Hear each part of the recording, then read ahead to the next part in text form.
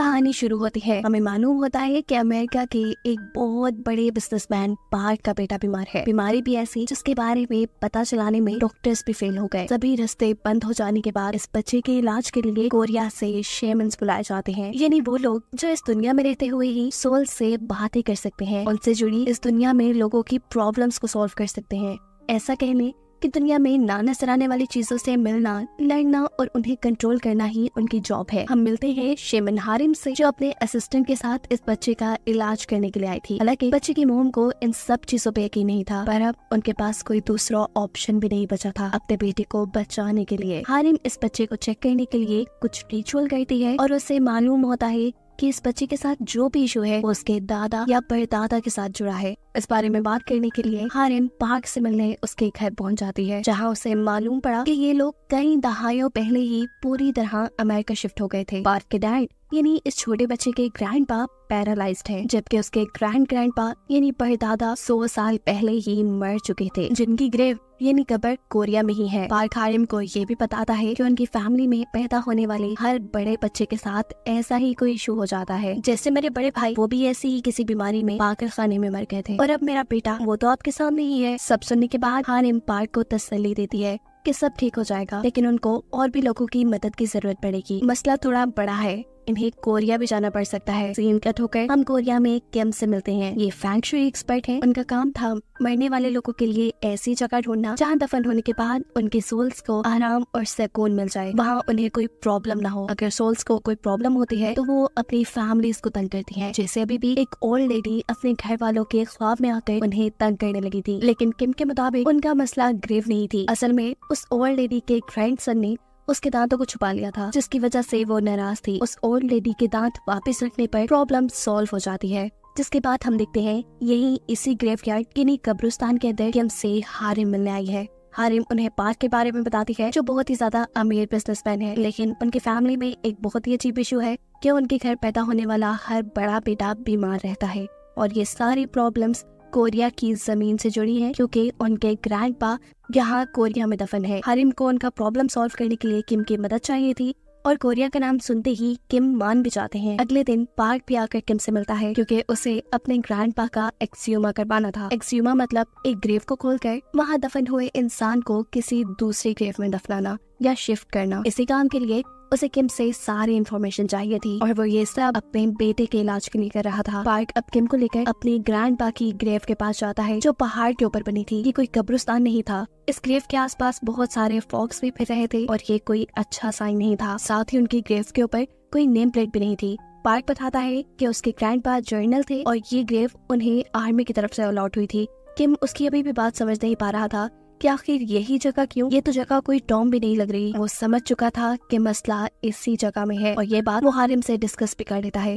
वो हारिम से कहता है, यहाँ पे बहुत कुछ ईवल है, बहुत कुछ शैतानी है, और इन नेगेटिव पावर्स को मैं सेंस कर पा रहा हूँ। साथ ही किम हारिम से यहाँ काम करने को भी मना कर देते हैं, क्योंकि उन्हें लग रहा था कि अगर यहाँ उन्होंने काम किया तो उनकी जान को भी खतरा हो सकता है। ये सुनकर हारिम भी परेशान हो जाती है। खैर, रात में दोबारा हारिम, किम और पार्क की मीटिंग होती है, जहाँ किम इन दोनों से शेयर करता है कि जल्द ही उनकी बेटी की शादी होने वाली है, जो सुनकर पार्क इमोशनल हो जाता है और उन्हें बताता है कि मेरा बेटा है और वो मरने वाला है।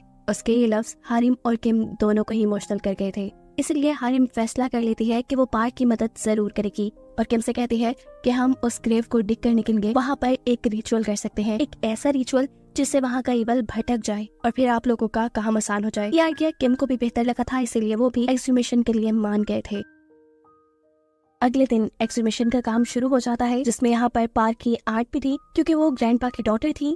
उनके साइन और उनके परमिशन के बगैर ग्रेव डिग नहीं की जा सकती थी। हारिम यहाँ पर रिचुअल का सारा सामान भी ले आई थी, जिसमें 5 पिग्स भी थे। उन 5 लोगों के लिए सेक्रीफाइस जो ये ग्रेव डिग करने वाले थे। एक तरफ ग्रेव की खुदाई का काम शुरू होता है, तो दूसरी तरफ हारिम ईवल को डिस्ट्रैक्ट करने के लिए पावरफुल रिचुअल्स करना शुरू कर देती है, जिसमें बहुत से लोग उसका साथ दे रहे थे। जोर जोर से गाने बजाने के साथ हारिम अपना ड्राउना डांस करते हुए छुरियों और चाकुओं से खेल रही थी। ऐसा करते हुए वो अपने मुंह पर कट भी लगा देती है, फिर पास पे लगे हुए पिग्स की बॉडीज को काट कर उनका खून पीती है। उसका ये ड्राउना रिचुअल तब तक चलता रहा जब तक ग्रैंडपा की हड्डियों को निकाला नहीं गया। हड्डियों को कब्र से निकालने के बाद एक मजदूर कब्र के अंदर इंसानी सर वाला सांप दिखता है, जो कि बहुत ही गलत साइन था। और इससे भी गलत ये कि वो किसी को भी बताए बगैर उसे मार चुका था। ऐसा करते ही वहाँ मौसम खराब हो जाता है। किम जिसने ग्रैंडपा की हड्डियों को क्रिमेट यानी जलाने का फैसला किया था, उनका ये काम भी रुक जाता है। हालांकि वो ये काम जल्दी करना चाहते थे क्योंकि उनका मानना था कि ग्रैंडपा की सोल हड्डियों से जुड़ी है, जिन्हें जलाने पर ही उन्हें सुकून मिल सकता है। किम ने क्योंकि यहाँ पर बहुत कुछ नेगेटिव देख लिया था, इसीलिए पास के गांव में वो ग्रैंडपा के मजार के बारे में इंफॉर्मेशन इकट्ठी करने जाता है। जहाँ जाने पे इन्हें मालूम हुआ कि ज्यादा लोगों को तो उस मजार यानी ग्रैंडपा की ग्रेव के बारे में कुछ पता ही नहीं, और अगर कुछ लोगों को पता था तो ये बात कि उनकी ग्रेव खजाने से भरी है। जिसके लालच में एक आदमी, जिसे मालूम हुआ कि ग्रैंडपा की ग्रेव की खुदाई हुई है, वो ग्रैंडपा का कॉफिन खोल देता है, जिसके नतीजे में उससे में पागल ग्रैंडपा की सोल आजाद हो चुकी थी। और ये सबसे बड़ा और खतरनाक काम हुआ था। शुक्र था कि हारिम ने उसे देख लिया। अब एक होप तो है कि वो सबको इस खतरे से बचा लेगी। ग्रैंडपा की सोल को कंट्रोल करने के लिए वो एक रिचुअल करना शुरू कर देती है, लेकिन शायद ये जाया हो रहा है क्योंकि ग्रैंडपा की सोल अपने घर भी जा चुकी है। घर यानी अमेरिका, जहाँ पर पार्क की फैमिली रहती थी। वहाँ जाते ही वो अपने बेटे और उसकी वाइफ को मार देते हैं, जिसके बाद ग्रैंडपा की स्पिरिट ने पार्क को भी हॉन्ट करना यानी डराना शुरू कर दिया था। पार्क बहुत ज्यादा डरा हुआ था। उसी टाइम उसे किम की कॉल आती है। फोन पे किम उसे समझा रहा था कि ग्रैंडपा की सोल आजाद हो गई है, उसने तुम्हारे पेरेंट्स को भी मार दिया है और वो अब तुम्हें मारने के लिए निकली है, तुम जरूर उससे बच कर रहना। अभी वो फोन पे बात कर ही रहा था कि अचानक दरवाजे पे भी नॉक होना शुरू हो जाता है। पूछने पे पता चलता है कि वहाँ पे भी किम था, फोन पे भी किम और दरवाजे पे भी किम। फोन वाला किम पार्क से कहता है कि तुम दरवाजा बिल्कुल ना खोलना, हो सकता है वो ग्रैंडपा की सोल ही हो, तुम अपना ध्यान रखना, मैं जल्दी तुम तक आ रहा हूँ, लेकिन हाँ तुम विंडो खोल सकते हो। किम की बात मानते हुए वो दरवाजा तो नहीं खोलता, लेकिन खिड़की खोल देता है, जहाँ से सोल अंदर आ जाती है। मतलब ये सारी चाल उसी ग्रैंडपा की सोल ने चली थी। फोन पे ग्रैंडपा की सोल बात कर रही थी और दरवाजे के दूसरी तरफ किम था, असल किम जो पार्क को बचाने आ रहा था। दरवाजे वाला यानी असली किम जब होटल के स्टाफ से चाबी लेकर पार्क के रूम के अंदर जाता है तो देखता है कि पार्क पूरी तरह सोल से पोजेस हो चुका था। पोजेस हुए पार्क के जरिए ग्रैंडपा किम को बताते हैं कि वो अपनी फैमिली के ही पीछे क्यों पड़े हैं। असल में जब अमेरिका और जापानीज के दरमियान में वॉर शुरू हुई थी तो ग्रैंडपा ने अपने ही लोगों के साथ गद्दारी करके बहुत पैसा कमाया और उसी पैसे की वजह से उनकी पूरी फैमिली अमेरिका जाकर बस गई। लेकिन जिनकी वजह से वो अमीर हुए, उनका स्टेटस चेंज हुआ, उनको कभी इन लोगों ने आकर पूछा ही नहीं, न कभी इनकी ग्रेव पे आए, न प्रे की उनके लिए। इसी वजह से वो इतना गुस्सा थे कि इनकी आंखों के सामने ही वो आप पोजेस हुए पार्क को जान से मार देते हैं। मरते मरते पार्क किम से कहकर जाता है कि किसी बड़े जानवर ने, जैसे शेर ने, एक लोमड़ी की हड्डी निकाल ली है। इस बात का मतलब किम को बिल्कुल नहीं समझ आया था, लेकिन अब ग्रैंडपा के सोल पार्क को मारने के बाद अपनी बेटी और पार्क के बेटे को मारने के लिए निकल चुके थे। उनको रोकने का किम के पास सिर्फ एक ही तरीका था कि वो हारिम से कहें कि ग्रैंडपा की हड्डियों को जला दो, लेकिन हड्डियों को जलाने के लिए ग्रैंडपा की बेटी की परमिशन चाहिए थी। किम फौरन उन्हें कॉल करता है और उन्हें बताता है कि ग्रैंडपा की सोल अब उस छोटे बच्चे को मारने के लिए जा रही है, जिसका कोई कसूर नहीं। उसकी जान बचाने के लिए हमें ग्रैंडपा की हड्डियों को जलाना पड़ेगा, एक्सट्रीमेशन के बजाय, यानी किसी और कब्र में दफनाने के बजाय, जिसके लिए ग्रैंडपा की बेटी मान जाती है और ग्रैंडपा की हड्डियों को जला दिया जाता है। ऐसे हड्डियां जलने के साथ ही ग्रैंडपा की सोल खत्म हो जाती है और इन सबको आजादी मिल जाती है। लेकिन कहानी ग्रैंडपा की सोल तक ही खत्म नहीं हुई थी। इस कहानी में अभी एक बहुत बड़ा ट्विस्ट है।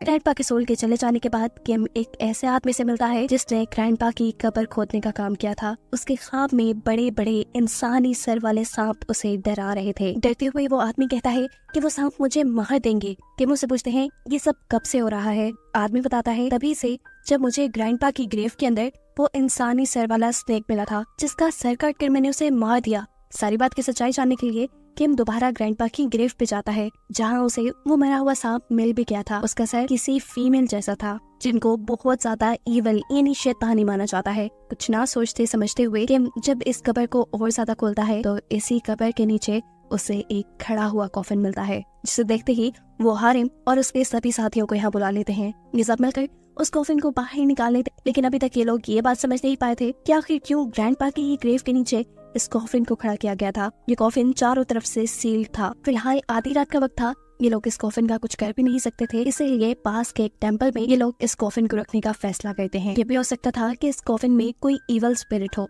वो आसानी से निकल ना जाए, इसीलिए हारिम खून और चावलों के साथ यहाँ अजीबोगरीब रिचुअल करती है और उस कॉफिन को सील करके ये लोग यहाँ से चले जाते हैं। इस सारे मिस्ट्री की कहानी जानने के लिए किम और हारिम अब जाते हैं ग्रैंडपा की डॉटर के पास और उससे पूछते हैं कि आखिर ग्रैंडपा की ग्रेव के नीचे ये इतना बड़ा कॉफिन क्यों खड़ा किया गया था। जवाब में ग्रैंडपा कहती हैं वो गद्दार कैसे हो सकते हैं, वो तो कोरियन थे ही नहीं, वो तो खुद जापानीज थे। कंफ्यूजन और भी ज्यादा बढ़ जाती है कि आखिर फिर जापानीज लोगों ने उन्हें यहाँ क्यों दफन किया। सीन कट होकर हम हारिम के असिस्टेंट को देखते हैं जिसे कोई अजीबो गरीब चीज डरा रही थी। वो कुछ मंत्र पढ़ते हुए अपने डर को काबू में करता है और कॉफिन को चेक करने के लिए जाता है, जहाँ बाहर जाते ही उसे कोई 7 फुट जितना लंबा आदमी दिखाई दे रहा था और वो आदमी किसी इंसान को खा रहा था। इस सारे सीन को देखकर डरते हुए वो हारिम को आवाज देता है। पता चलता है कि हारिम ख्वाब में अपनी ग्रैंड माँ से कुछ सबक ले रही थी, क्योंकि उसकी ग्रैंड माँ अपने जमाने की बहुत बड़ी शेमन थी। अपने असिस्टेंट की आवाज सुनकर वो यहाँ से जाने लगती है, लेकिन ग्रैंड माँ उसका हाथ पकड़ लेती है,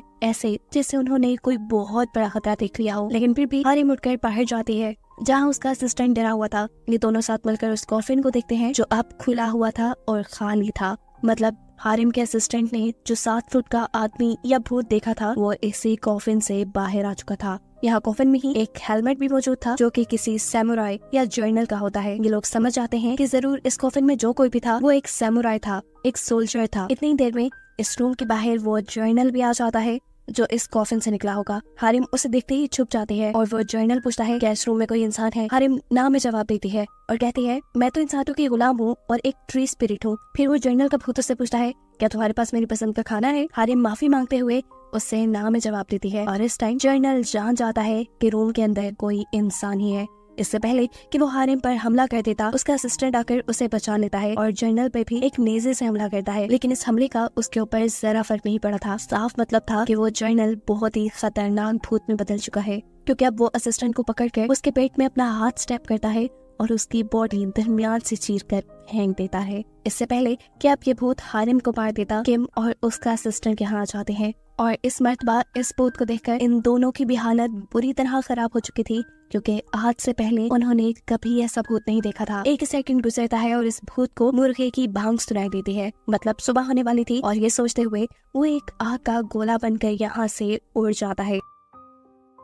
अभी के लिए ये लोग इतनी बात जान गए थे कि ये भूत जो भी है ये रात में तो पूरी ताकत में होता है, लेकिन सुबह में ये अपनी ताकतों का इस्तेमाल नहीं कर सकता। पता चलता है भूत ने हारिम के जिस असिस्टेंट को दरमियान से चीर कर फाड़ दिया था उसकी सांसें अभी भी चल रही थी, यानी वो पूरी तरह मरा नहीं था, इसलिए उसे हॉस्पिटल एडमिट करवा दिया जाता है। और किम अब जाते हैं उसी ग्रेव पे जहाँ से ये सब शुरू हुआ था, क्योंकि अब इसे बंद करना, इस कहानी को खत्म करना बहुत जरूरी था। यहाँ वो आसपास के लोगों से मिलते हैं, कुछ पता चलाते हैं, लेकिन खास इन लोगों को कुछ मालूम नहीं होता। दोबारा ये लोग हॉस्पिटल आ जाते हैं, जहाँ इन्हें मालूम पड़ता है कि हारिम के असिस्टेंट को होश आ गया है। होश में आने पे उसकी आंखें अजीब थी और ये देखते हुए हारिम और किम को ये पता चल चुका था कि वो पोजेस्ड है। उस बड़े से जर्नल के भूत ने इसे अपना गुलाम बना लिया था और इसी के जरिए इन्हें ये बात पता चलती है कि वो जर्नल का भूत यहाँ पे किसी चीज की हिफाजत कर रहा है। किस चीज की, ये बात हारिम का असिस्टेंट उन्हें नहीं बताता। इन सारी बातों का पता चलाने के लिए किम दोबारा ग्रेव पे जाता है। वो ग्रेव को खोलकर अपने सवालों का जवाब जानना चाहता था कि आखिर यहाँ ऐसा क्या है जिसकी वो डीमन हिफाजत कर रहा था। इन्हें यहाँ वही 7 फुट लंबा जर्नल का भूत ही नजर आता है। इसे देखकर वो ये बात पता चला लेते हैं कि रात में ये भूत कहीं पर भी चला जाए, दिन में ये भूत यहीं रहता है, जरूर उसी चीज की हिफाजत करने के लिए जिसके बारे में इन्हें मालूम नहीं। यहाँ खड़े खड़े ही किम को मरते हुए पार्क की एक बात याद आती है। उसने कहा था कि फॉक्स ने टाइगर की रीढ़ की हड्डी पे वार किया है। कोरिया का मैप बिल्कुल टाइगर की तरह दिखता है, यानी टाइगर तो हो गया कोरिया। अब सीन ये था कि कोरिया को खत्म करने के लिए बहुत से मेटल रॉड्स जमीन में दबाए गए थे, जो कि जापानीज रिचुअल के मुताबिक कोरिया की पॉजिटिव और नेगेटिव एनर्जी को डिस्टर्ब करके कोरिया को खत्म कर देते। इन रॉड्स के बारे में कोरियन शेमन्स को पता चल गया और उन्होंने इन रॉड्स को निकालना शुरू कर दिया। इन लोगों को कोरिया के लोगों ने ग्रेव थीव्स कहा, लेकिन अब एक रॉड वो जमीन से नहीं निकाल पाए क्योंकि उस रॉड को जापानीज ने अपने जर्नल की बॉडी में दफना दिया था, एक ऐसे रिचुअल के जरिए जिसमें मरे हुए एक बहादुर इंसान की बॉडी को काट कर उसमें मेटल रॉड रखा जाता है और साथ ही बहुत से इंसानी ऑर्गन्स का भी इस्तेमाल किया जाता है इस रिचुअल को पूरा करने में। इस सारे प्रोसेस के लिए जर्नल की बॉडी को इसलिए इस्तेमाल किया गया क्योंकि जर्नल बहुत बहादुर थे, मरने के बाद भी उनकी सोल इस रॉड की हिफाजत करती। अब वो जर्नल जो कि भूत बन चुका था, जिसकी बॉडी में वो मेटल रॉड था, उसके कॉफिन को इसीलिए वर्टिकल खड़ा किया गया था क्योंकि कोरिया में लगने वाले बाकी सभी रॉड्स भी वर्टिकल खड़े थे। अब कोई उस रॉड को या जर्नल की बॉडी को न ढूंढ पाए, उसके ऊपर पार्क के ग्रैंडपा की बॉडी को दफना दिया गया क्योंकि वो भी एक जर्नल थे। साफ लफ्जों में कहें तो जब कोरिया और जापानीज के दरमियान जंग चल रही थी तो लोगों ने जादू मंत्रों के जरिए भी एक दूसरे को हराने की, दबाने की कोशिश की। जैसे ही इन लोगों को इस सारी बातों की खबर मिलती है तब तक काफी देर हो चुकी थी। अब रात का वक्त हो चुका था और वो जर्नल जिसके अंदर मेटल रॉड था उसके उठने का भी वक्त हो गया था। इतने सालों में वो अपने कॉफिन से किम की वजह से ही आजाद हो पाया था। किम उसे रोकना चाहता था लेकिन ये भूत उसे पोसेस करना शुरू कर देता है। किम को बचाने के लिए यहाँ हारिम उसके ऊपर ब्लड भी फेंकती है लेकिन वो थोड़ा सा तड़प कर ठीक हो जाता है और गुस्से में हारिम से ही लड़ने के लिए जाता है। पर इस टाइम हारिम को प्रोटेक्ट करती है उसकी ग्रैंड माँ की सोल। किम ने जर्नल की बॉडी में मेटल रॉड देख लिया था और उनके फैंग शुई के नॉलेज के मुताबिक मेटल का दुश्मन था वो। जर्नल का भूत वैसे ही खून से तड़पता था, इसलिए बिना मकसाय किए वो एक लकड़ी पर अपना खून लगाते हैं और उससे जर्नल को स्टैब कर देते हैं, जिससे वो जर्नल मर जाता है।